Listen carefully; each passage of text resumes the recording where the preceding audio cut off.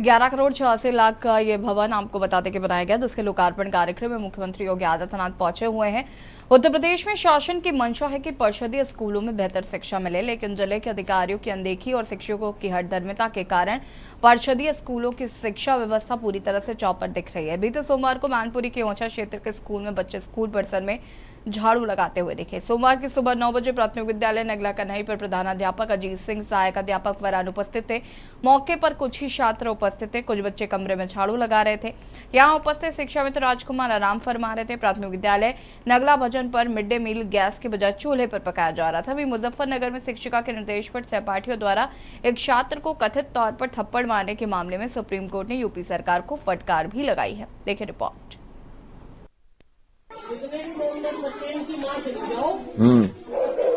सही कह रहे हैं, पढ़ाई खराब हो।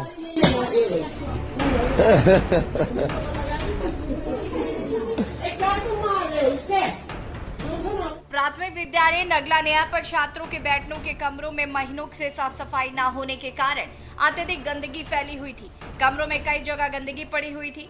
नगला पीपल प्राथमिक विद्यालय पर केवल शिक्षा मित्र मनोज कुमार उपस्थित थे। वहीं प्रधानाध्यापक रजत मोहन अनुपस्थित थे। गांव वालों का कहना है कि वो सप्ताह में एक दो दिन ही विद्यालय आते हैं। वहीं शिक्षा अधिकारी की माने तो विकास खंड के सभी शिक्षकों को निर्देशित किया जा चुका है कि समय से स्कूल पहुंचकर शिक्षण कार्य करें। विद्यालयों में साफ सफाई पर भी विशेष ध्यान दिया जाए। लापरवाहों पर कठोर कार्रवाई के लिए लिखा जाएगा। सुप्रीम कोर्ट ने मुजफ्फरनगर में शिक्षिका के निर्देश पर सहपाठियों द्वारा एक छात्र को कथित तौर पर थप्पड़ मारने के मामले में सोमवार को उत्तर प्रदेश सरकार को फटकार लगाते हुए कहा कि जो घटना घटी उससे राज्य की अंतरात्मा झकझोर देनी चाहिए। साथ ही निर्देश दिया कि मामले की जांच के लिए वरिष्ठ आईपीएस अधिकारी को नियुक्त किया जाए। न्यायमूर्ति अभय अशोका और न्यायमूर्ति पंकज मित्तल की पीठ ने आईपीएस अधिकारी को शीर्ष अदालत में एक रिपोर्ट दाखिल करने का निर्देश देते हुए राज्य सरकार से कहा है कि वो पीड़िता और मामले में शामिल अन्य छात्रों की पेशेवर परामर्शदाताओं से काउंसलिंग कराए। खब्बापुर गांव में स्कूल में शिक्षिका तृप्ता त्यागी ने 5 का पहाड़ा नहीं सुनाने पर 24 अगस्त को अल्पसंख्यक समुदाय के यूकेजी के छात्र के सहपाठियों से पिटाई करा दी थी। इसी दौरान जातीय टिप्पणी का भी आरोप है। प्रकरण के दौरान पीड़ित छात्र के चचेरे भाई ने वीडियो बना लिया था। वीडियो वायरल होते ही देश भर से प्रतिक्रियाएं आने लगी और शिक्षिका की गिरफ्तारी की मांग उठने लगी। आरोपी शिक्षिका पर केस दर्ज हो चुका है। वहीं इस संबंध में राज्य शिक्षा विभाग ने स्कूल को नोटिस भी भेजा था। महात्मा गांधी के प्रपौत्र तुषार गांधी की याचिका पर सुनवाई के दौरान अदालत में मामले में तेजी से जांच की मांग की गई थी। शीर्ष अदालत ने 6 सितंबर को मुजफ्फरनगर के पुलिस अधीक्षक के मामले में स्थिति रिपोर्ट पेश करने का निर्देश दिया था। अदालत ने पुलिस अधीक्षक से छात्र और उसके माता पिता की सुरक्षा के लिए किए गए उपायों के बारे में सूचित करने को कहा था। शीर्ष अदालत ने उत्तर प्रदेश सरकार को भी नोटिस जारी किया था और 25 सितंबर का जवाब मांगा था। पीठ ने कहा कि प्रथम दृष्टया शिक्षा का अधिकार अधिनियम के प्रावधानों का पालन करने में उत्तर प्रदेश सरकार की ओर से विफलता का मामला है, जो जाति, पंथ या लिंग के आधार पर किसी भेदभाव के बिना 14 साल तक के बच्चों को मुफ्त और अनिवार्य शिक्षा प्रदान करने से संबंधित है। अदालत ने कहा कि इस तरह की घटना से राज्य की अंतरात्मा को झकझोर देना चाहिए। अगर किसी छात्र को केवल इस आधार पर दंडित करने की मांग की जाती कि वह किसी विशेष समुदाय से तो कोई गुणवत्तापूर्ण शिक्षा नहीं दी जा सकती। अदालत ने राज्य सरकार को यह सुनिश्चित करने का निर्देश दिया है कि एक पेशेवर परामर्शदाता द्वारा पीड़ित की उचित काउंसलिंग कराई जाए। साथ ही उन छात्रों को भी उचित काउंसलिंग मिले जिन्हें बच्चों को मारने के लिए कहा गया था। अदालत ने कहा कि राज्य की सरकार बच्चे से उसी स्कूल में पढ़ाई जारी रखने की उम्मीद नहीं कर सकता। मुजफ्फरनगर मामले पर पीठ ने इस घटना को गंभीर बताते हुए राज्य सरकार से राज्य भर के स्कूलों में आरटीआई कानून लागू करने पर 4 सप्ताह में स्थिति रिपोर्ट पेश करने को कहा है। साथ ही सुप्रीम कोर्ट ने राज्य सरकार से कहा घटना की जांच के लिए एक वरिष्ठ आईपीएस अधिकारी को नियुक्त करें। उसके बाद नियुक्त वरिष्ठ अधिकारी अदालत के समक्ष रिपोर्ट दाखिल करें। स्पेशल डेस्क के न्यूज इंडिया।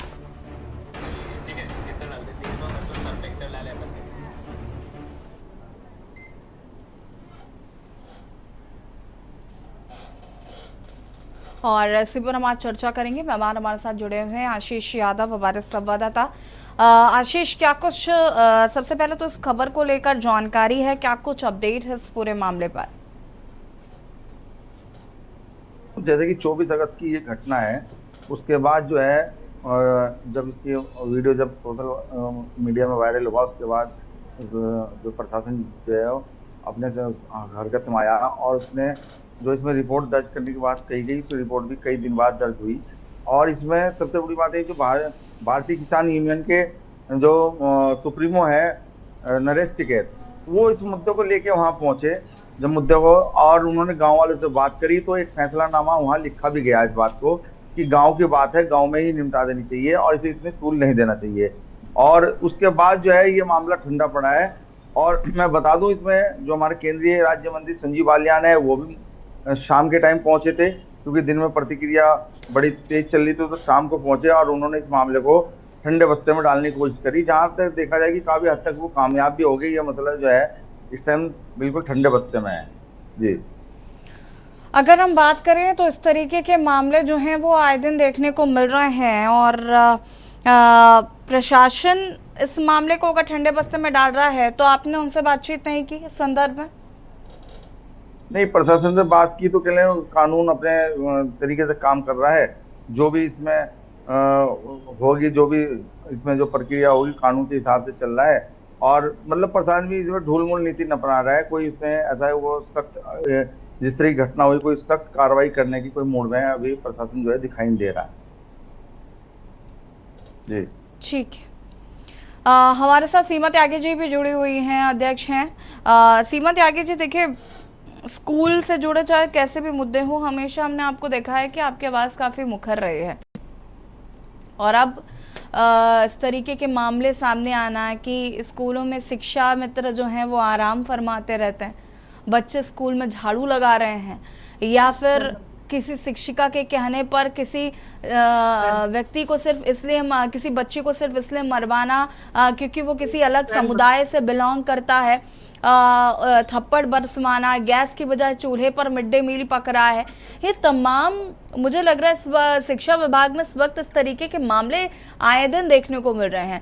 सुप्रीम कोर्ट ने यूपी सरकार को फटकार भी लगाई है इस मामले पर। ये जो मामला निकलकर सामने आया है जिसमें एक शिक्षिका के कहने पर बच्चे जो हैं वो एक बच्चे को फटकार लगाते हुए नजर आ रहे, थप्पड़ मारते हुए नजर आ रहे हैं।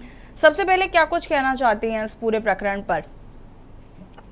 याशी जी, सबसे पहले तो मैं के न्यूज का धन्यवाद करूंगी कि कम से कम के न्यूज तो एक ऐसा चैनल है कि जो प्रदेश में होने वाली ऐसी घटनाओं को जनता के सामने रखता है कि जिससे कुछ सीखने, समझने और सुधारने का मौका जनता को और सरकार को मिल सके। इसके आगे दूसरी बात मैं ये कहना चाहूंगी कि हम सिर्फ कागजों पर ही शायद सारी प्रगति दिखा रहे हैं, वास्तव में जो शिक्षा व्यवस्था है हमारी वो कितनी चरमरा रही है ये सब इन घटनाओं से पता चलता है। और इन घटनाओं का कारण ना खोज के हम सिर्फ 2-4 दिन चर्चा करते हैं और फिर इसको ठंडे बस्ते में डाल देते। इसके 2-3 कारण जो मेरी समझ में आते हैं, क्यों नहीं किसी भी सरकार के लिए, किसी भी मुख्यमंत्री के लिए, किसी भी नेता के लिए शिक्षा प्रायोरिटी का मुद्दा नहीं बन पा रही। अगर किसी भी स्कूल में ऐसा इंसिडेंट होता है कि जो सुप्रीम कोर्ट तक चला गया और प्रदेश के मुखिया, प्रदेश के शिक्षा मंत्री को इसकी भनक तक नहीं है, वो इस पर कुछ भी बोलने को तैयार नहीं है। हम क्यों नहीं कारण खोज पा रहे कि हमारी शिक्षा व्यवस्था में ऐसा कौन सा मिसिंग फैक्टर है जिसकी वजह से ऐसी घटनाएं लगातार हो रही हैं। आप देखिए, अभी आपके संवाददाता बता रहे थे कि सभी लोग उसको ठंडे बस्ते में डालने पे पड़े हुए हैं। अगर उन सब लोगों से पत्रकार ये पूछ ले जाके कि कल को इनकी जगह अगर आपका बच्चा होगा तो क्या तब भी आप यही कोशिशें करेंगे? अभी बात हो रही थी आरटीई एक्ट की, हम सब जानते हैं, खुला है, आप सब लोग भी जानते हैं कि आरटीई एक्ट का पालन उत्तर प्रदेश के किसी भी जिले में नहीं हो रहा है, चाहे वो ईडब्ल्यूएस कैटेगरी के एडमिशन हो, चाहे किसी और मुद्दे को लेकर हो। और सभी अभिभावक, पेरेंट एसोसिएशन इस बात को लेकर परेशान है, लेकिन प्रशासन में कोई सुनने वाला नहीं है। और इसकी अगर एक कड़वी सच्चाई मैं बताऊं तो शिक्षा विभाग के जितने भी अधिकारी हैं वो कहीं ना कहीं किसी ना किसी नेता के रिश्तेदार या उसके जान पहचान वाले हैं, तो वो सुनने को तैयार ही नहीं होते, वो ठंडे बस्ते में डाल देते हैं। वो अच्छी जगह पर ट्रांसफर लेने के लिए पैसा आगे फॉरवर्ड करते हैं, इसीलिए वो अपनी जिम्मेदारियों से बचते हैं। आप सोचें कि हम सब कुछ कर रहे हैं, हम विश्वगुरु बनने के पथ पर चल रहे हैं, लेकिन हमारे स्कूलों में क्या हो रहा है? क्या हमारा शिक्षक कर रहा है? क्या हमारे शिक्षा विभाग के अधिकारी कर रहे हैं जो जनता के टैक्स के पैसे से तनख्वाह लेते हैं? क्या वो जनता का ध्यान रख पा रहे हैं? क्या वो बच्चों का ध्यान रख पा रहे हैं? कितनी शर्मनाक घटना है ये। एक अध्यापक होने के नाते मुझे शर्म महसूस हो रही है ये कि कोई शिक्षिका ऐसी भी है मेरे प्रदेश में कि जो एक बच्चे को दूसरे बच्चों से पिटा रही है। कब हमारी ये मानसिकता निकलेगी कि दंड देने से शिक्षा नहीं दी जाएगी? दंड कोई प्रावधान नहीं है। कोई भी अभिभावक है, आप हो, मैं हूं, हमारे पैनल में जितने लोग बैठे हैं अधिकतर सीमा अभिभावक जी, ही बात होंगे। यहाँ पर हम अपने शिक्षा बच्चे देने की को नहीं, स्कूल बात तो भेज यहाँ रहे पर हैं जाति समझदार सूचक बनाने के शब्दों का लिए। इस्तेमाल करवाने की है। अगर जाति सूचक, आप ये मुझे तो ये बताया जाए कि ये कौन सी शिक्षिका है जिसका माइंडसेट इस तरीके का है कि वो बच्चों को इस तरीके की शिक्षा दे रही है बिल्कुल। कि ये इस बिल्कुल समुदाय राखी से जी, आते हैं, ये इस ऐसी- समुदाय से आते हैं।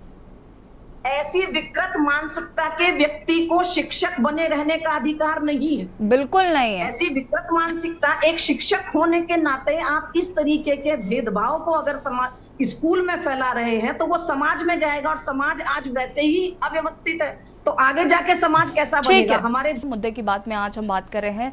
शिक्षा, जिस तरीके से कहा जाता है कि प्रदेश की रीढ़ हड्डी होती है अगर वो बेहतर होती है, लेकिन जो चीज़ें देखने को मिल रही हैं इससे ऐसा प्रतीत नहीं हो रहा। और आज हम इसी पर चर्चा कर रहे हैं।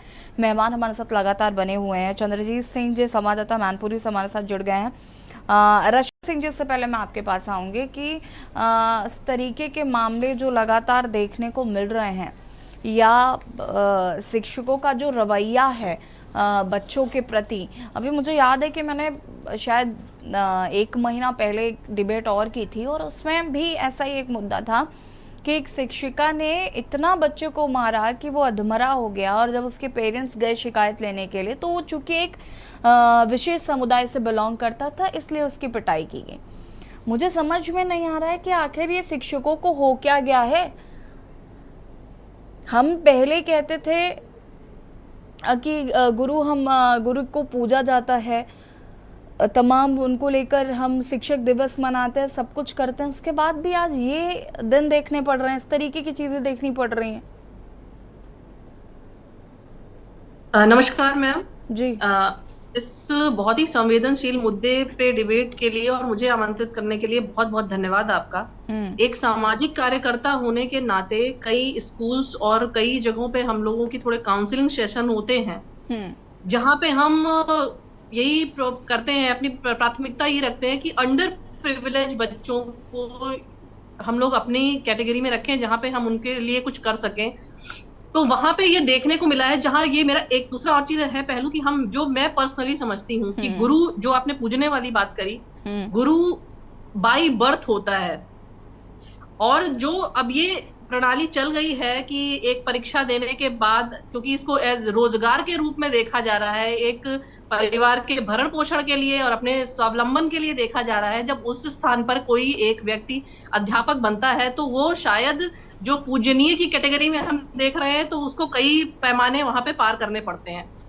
दूसरा, जिस तरह की ये घटनाएं आ रही हैं, ये पिछले विगत वर्षों में भी देखने को मिलती रही हैं, अक्सर देखने को मिलती रही हैं।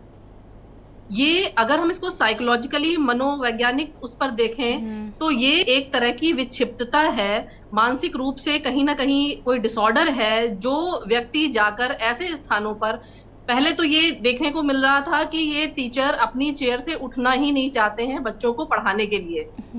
और बड़ी विडंबना है कि अब हमें देखने को ये मिल रहा है कि वो एक बच्चे को किसी भी प्रकार की सजा देने के लिए, पनिशमेंट देने के लिए, या कहें मोटिवेट करने के लिए उसको पढ़ाई के लिए आगे, उस तक के लिए उठना नहीं चाह रहे हैं। उसके लिए भी वो दूसरे बच्चों को उठा के सामने ला रहे हैं। यहाँ पर शायद उनको इस तरह की पढ़ाई, ये ट्रेनिंग के दौरान ये विषय रखे नहीं जाते, या क्या है कि बच्चे, एक छोटे से बच्चे की मानसिकता क्या होती है, आने वाले समय में ये घटना उसके जीवन में कितना बड़ा दुष्प्रभाव डालेगी, वो लाइफ में बच्चा आगे अपने, जब उसके आसपास उसी के एज ग्रुप के बच्चे हैं उनके सामने वो कैसे दोबारा मोटिवेट होकर खड़ा हो पाएगा, उठ पाएगा, या नजरें मिला पाएगा। तो ये सब चीजें शायद मुझे लगता है ये ट्रेनिंग का हिस्सा होनी चाहिए। जब ये टीचरों को ट्रेनिंग मिलती है, बीटीसी, बीएड टीचर्स ट्रेनिंग करती हैं, इनके लिए एक प्रॉपर सेशन होना चाहिए कि बच्चों की मानसिकता को ये समझें। फिर एक दूसरा पहलू ये आता है कि अध्यापक अगर किसी जाति सूचक, या जब हमारा देश आज 70-75वां गणतंत्र हो चुका है, स्वतंत्रता दिवस मना रहा है, और जहां पर इस चीज की भी बहुत जोर शोर से मांग उठ रही है कि आरक्षण के प्रति भी खिलाफ उठाई जा रही है आवाजें कि आरक्षण भी खत्म होना चाहिए। और फिर अगर हम देखते हैं तो एक कुछ हिस्सा ही हम ये समझ पाते हैं, 20-10% का, जो शहरी इलाकों में रहता है, शायद वे इस मानसिकता से कहीं ना कहीं थोड़ा सा आगे निकल चुके हैं। अदरवाइज गाँव की स्थिति अभी भी कुछ बहुत बेहतर नहीं है। वहां इसी प्रकार की घटनाएं रोज देखने को मिलती हैं, रोज समझने को मिलती हैं। और लेकिन फिर भी मैं प्रशासन से और दोनों चीजों से ये उम्मीद रखूंगी कि स्पेशली टीचर्स के खिलाफ इस तरह के मामलों में जहां बच्चों के लिए किसी प्रकार का शोषण सामने आता है, कड़े से कड़े कदम उठाने चाहिए। बिल्कुल। चंद्रजीत जी, मानपुरी का ये क्या कुछ पूरा मामला है? अनम्यूट कीजिएगा।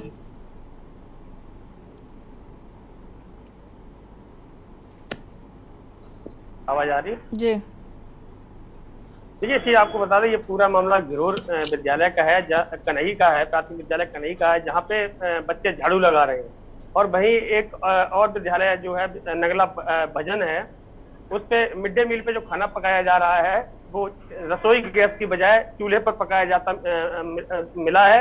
और वहीं नगला नया में जो विद्यालय है उसमें इतनी गंदगी की भरमार पड़ी थी, बच्चों से ही कार्य कराया जा रहा था, वहां पे भी बच्चों से कार्य कराया। और वहीं पे कई शिक्षक जो हैं वो विद्यालय से नदारद भी मिले, जिससे खंड शिक्षाधिकारी कार्य। एक तरफ आप प्रशासन जो है बिल्कुल साफ सफाई और टाइम से विद्यालय पहुंचने के लिए, जहां एक बार मतलब रोज अध्यापकों को ये कहा जा रहा है कि साफ सफाई पर विशेष ध्यान दें, लेकिन अध्यापकों पर इसका कोई खास असर मैनपुरी में देखने को नहीं मिल रहा है। जी ठीक है, आप सभी का बहुत बहुत शुक्रिया चर्चा में शामिल होने के लिए। और हम उम्मीद करते हैं कि शिक्षा की जो व्यवस्था है उसे बेहतर किया जाएगा। और हम ये भी उम्मीद करते हैं कि ये जो शिक्षकों का मानसिक जिस तरीके से बच्चों को पढ़ा रही हैं या जिस तरीके की मानसिकता के साथ है, उसमें भी थोड़ा बदलाव हमें देखने को मिलेगा। और मुद्दे की बात में फिलहाल इतना ही। देखते रहिए के न्यूज़ इंडिया। नमस्कार।